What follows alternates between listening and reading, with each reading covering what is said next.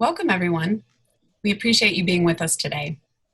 On behalf of the University of Texas College of Liberal Arts Development Office and Public Affairs teams, I'd like to welcome you to On Course with Liberal Arts.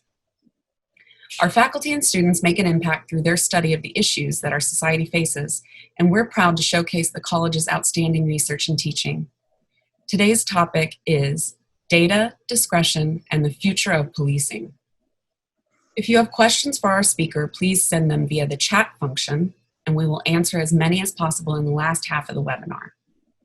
It is my honor to introduce you to our speaker, Dr. Sarah Brayne. Dr. Brayne received her PhD in Sociology and Social Policy from Princeton University. She's an assistant professor of sociology in the college. Her research examines the social consequences of data-intensive surveillance practices using qualitative and quantitative methods. Her forthcoming book, Predictive and Surveil, draws on ethnographic research with the Los Angeles Police Department to understand how law enforcement uses predictive analytics and new surveillance technologies. Dr. Brayne has volunteer-taught college credit sociology classes in prison since 2012, and in 2017, she founded the Texas Prison Education Initiative. And now I will turn it over to Dr. Sarah Brayne. Great, thank you so much, Angie. I'm going to share my screen so that you can see my PowerPoint presentation. All right, there we go. So we all leave hundreds of digital traces, clues should it come to that, every day. Take a moment to think about all of the digital traces that you've left today. I've already read the news online, scrolled through social media, texted friends and family, sent and received emails, paid my credit card bill, texted a colleague, and Googled all types of things. And it's not even noon. Later, I'll drive to the doctor and I pass through a toll booth on the way. The doctor is going to enter my information into my electronic medical record, and then I'll order dinner online. Now, if we weren't in the middle of a pandemic, I would be doing way more things even, and leaving even more digital traces in my wake. So to participate in modern life is to essentially unwittingly scatter millions of digital traces and data points in our wake. From finance to politics to insurance, sports, medicine, marketing, savvy professionals are leveraging these vast troves of data. And law enforcement is no exception. Even if we've never had any direct contact with the police, our trace data can incriminate or exonerate us, whether through showing that we're friends with a suspect on Facebook or that we were physically nowhere near a given crime scene. Policing the digital traces of everyday life is now a routine, if inconsistent, element of contemporary law enforcement, because we've collectively provided unprecedented opportunities for surveillance. In addition to using data in the course of investigations, the police increasingly rely on big data and automated systems to decide who, when, and where to police. So as a sociologist, I'm interested in the social side of big data. And my research is really motivated by the intersection of two big structural shifts. The first is the growth of the US criminal justice system, and the second is the rise of so-called big data. So as many have documented before me, the scope of criminal justice surveillance, from policing to incarceration, has expanded rapidly over the past half century. The penal population began its monotonic rise in about 1972, and it increased by about 500% between then and now. And it's not just incarceration. Today, fully 1/3 of this country's adult population, which is over 70 million Americans, have a record on file with criminal justice agencies. That's important because although the rise of mass incarceration receives the most attention in the literature, no one is incarcerated without first having contact with the police. And each year, over 60 million people have that kind of direct face-to-face police contact. These contacts are both the result of and the site of production for even more churning data. Moving on to big data here, this is a kind of a buzzword and sort of an ambiguous term that means different things to different people. The most commonly cited technical definition is the 3 V's: volume, variety, and velocity. What that means is basically that big data involves large amounts of information, that's the volume part, high frequency observations and fast data processing, that's the velocity or the speed. And it comes from a wide range of institutional sensors and involves merging previously separate data sources. That's variety. At its core, big data is just a data environment that is made possible by the mass digitization of information and the associated use of advanced analytics, things like network analysis or machine learning algorithms. Algorithms is another word that you might be hearing a lot of lately, and basically an algorithm is just a formalized set of instructions used to analyze data and automate decisions. So how are the police using big data? This is the question that I set out to study in my book, which, as Angie mentioned, is called Predictive, Surveil, and it'll be out this fall with Oxford University Press. Now, ironically, there actually isn't very much data on police use of big data.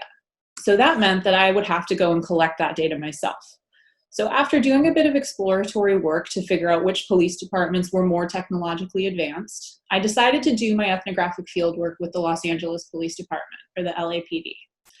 Now, the LAPD, I picked them not because they're a representative department in any way, but rather because they're sort of on the forefront of police use of data analytics, and therefore might forecast some of the trends that may shape other law enforcement agencies in coming years. So I conducted ethnographic fieldwork with the Los Angeles Police Department between 2013 and 2018.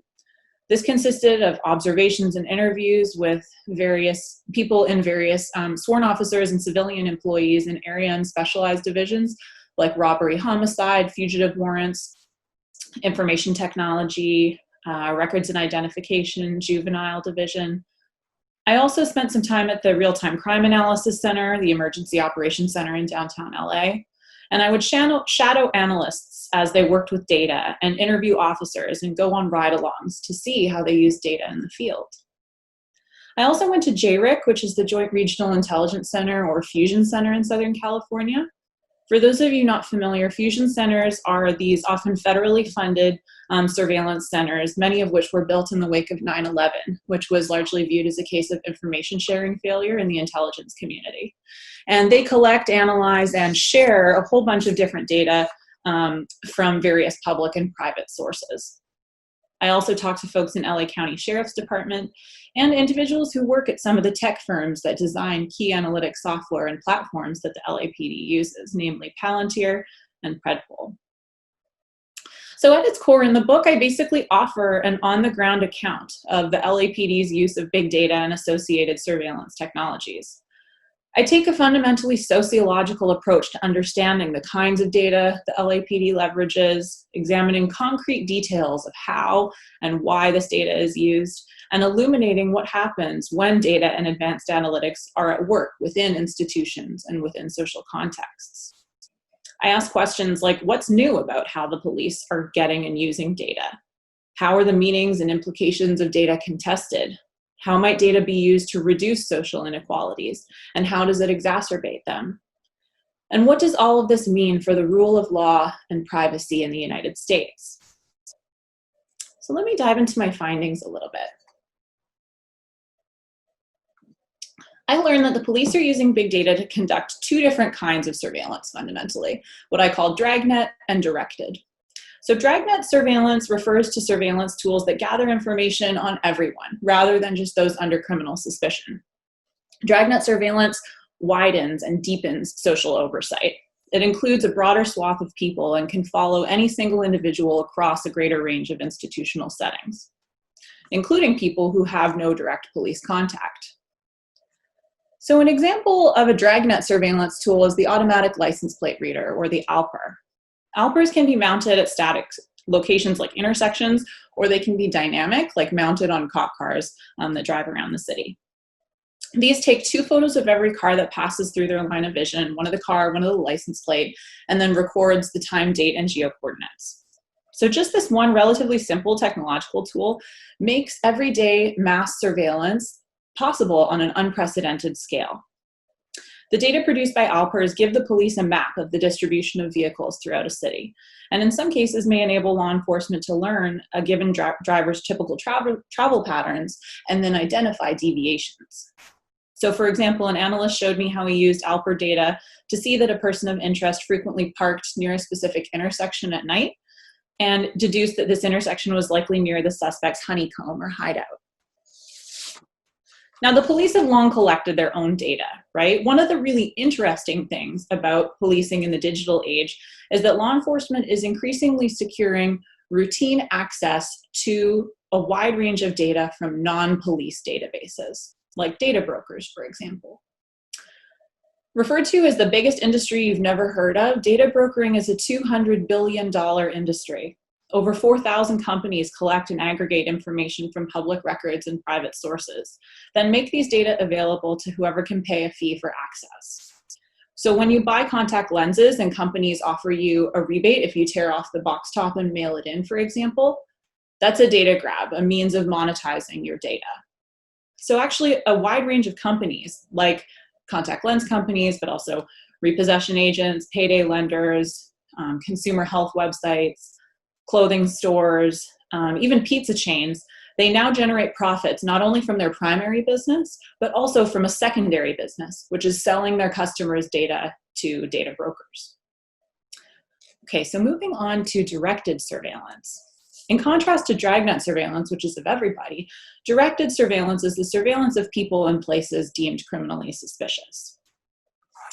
I saw the police conducting both person and place-based predictive policing, for example.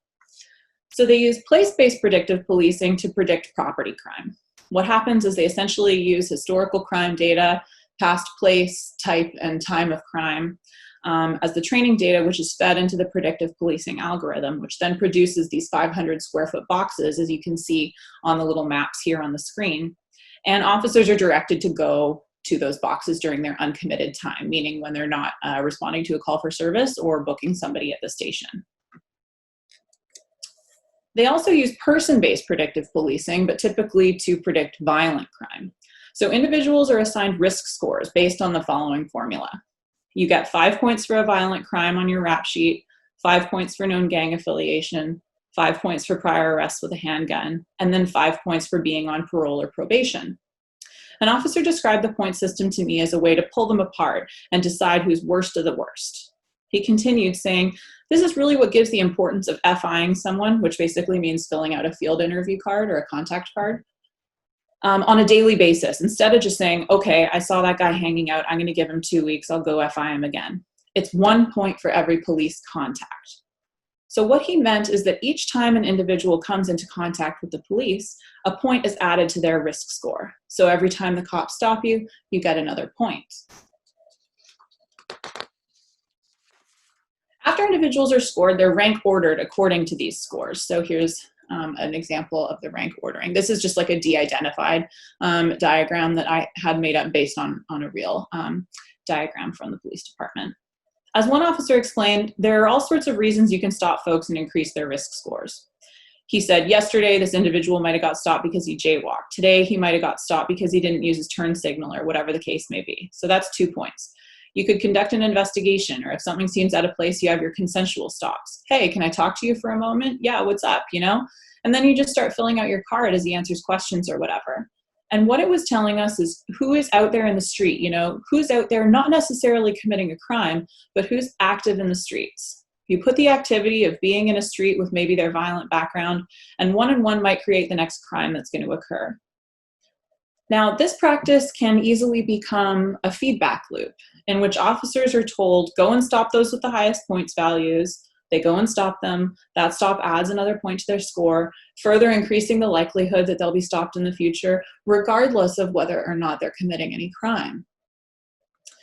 Now, Dragnet surveillance and directed surveillance are not mutually exclusive. This network diagram, which similarly is based off of a real network diagram I obtained from the department, the person in the middle, Stephen Thompson, has direct contact with the police. However, all of the individuals radiating out from him, including his roommates, his lovers, his colleagues, different phone numbers, cars, they need not have any direct police contact. They are subject to what is called collateral data collection merely as a function of having a network tie to the individual of law enforcement interest.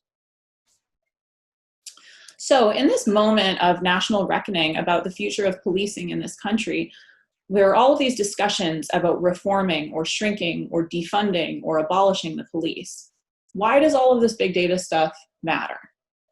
Well, it matters because many would-be reformers are suggesting that data-driven policing should be part of the solution. They suggest that we apply big data to any number of problems in policing.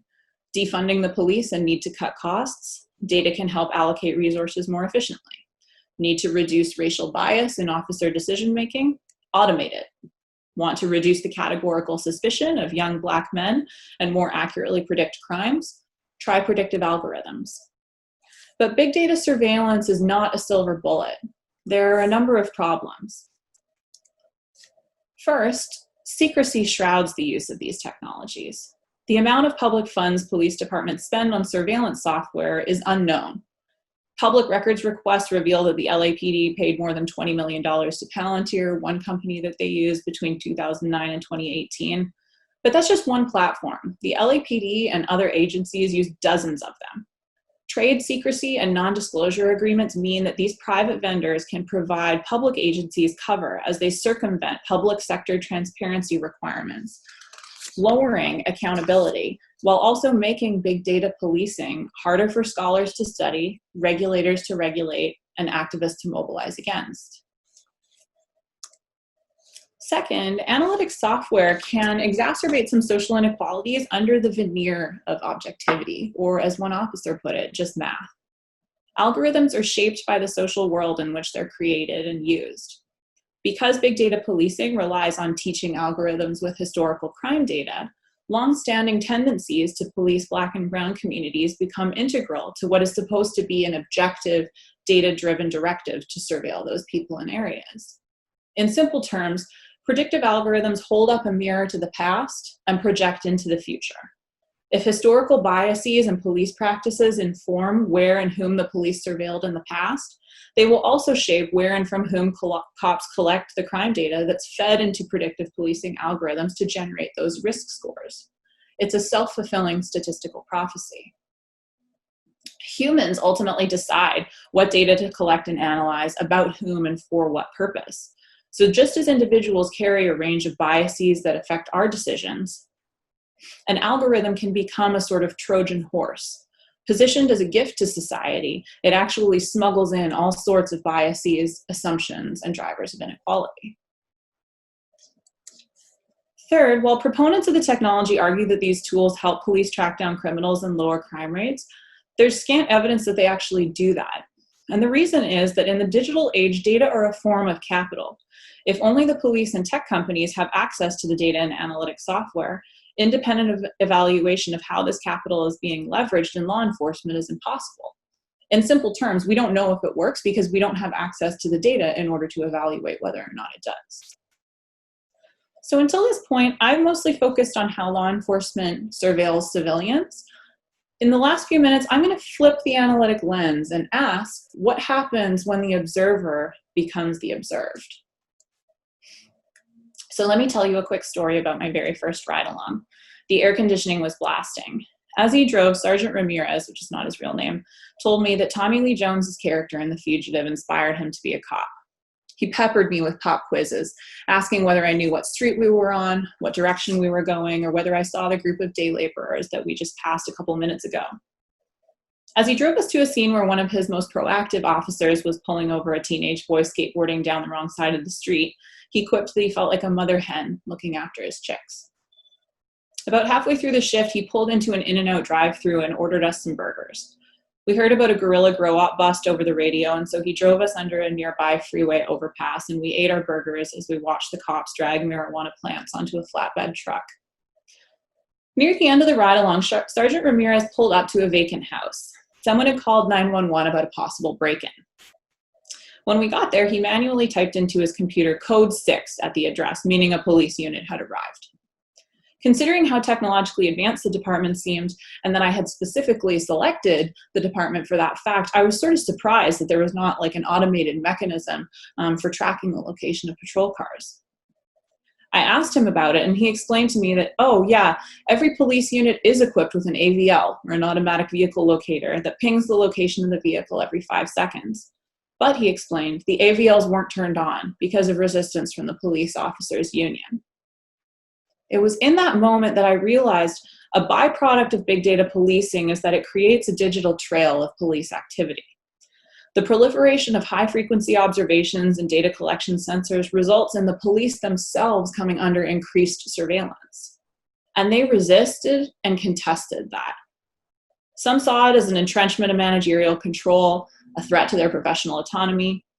Others complained that the increased emphasis on data-driven decision-making was kind of a form of de-skilling, devaluing their experiential knowledge. Others still worried about the opacity or the inscrutability of algorithms. How do they even work anyway? And this impeded officer buy-in. So the reason I bring this up is that the police are, at the end of the day, employees.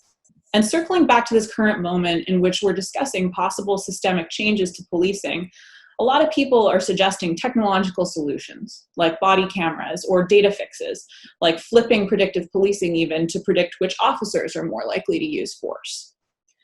We need sociological on-the-ground research to understand how cops use and resist and reject these tools. We can come up with all of the data and tech silver bullets in the world, but without that on-the-ground insight of how cops do or do not use them, an algorithm's predictive accuracy is moot. So I'll end with this. My research shows that technological determinism is a trap. Nothing is inevitable. Thinking back to Dragnet surveillance, where the police are collecting information on all these digital traces we leave in the course of our everyday lives, that doesn't mean that mass surveillance is some kind of natural result of mass digitization. Instead, what we allow to proliferate and become the objects of massive data collection efforts are the result of choices that reflect the political positions of the subjects and subject matter that we feel comfortable surveilling. As algorithms weight and sort our data, placing it in conversation with other data points from millions of people that we've never met, when the system is this far-reaching and this opaque, earning a spot on this chronic offenders list, for example, can feel like alchemy. But the data is social and its effects are social. That means that we, as members of society, have the power to interrogate and change the social life of data in policing and beyond.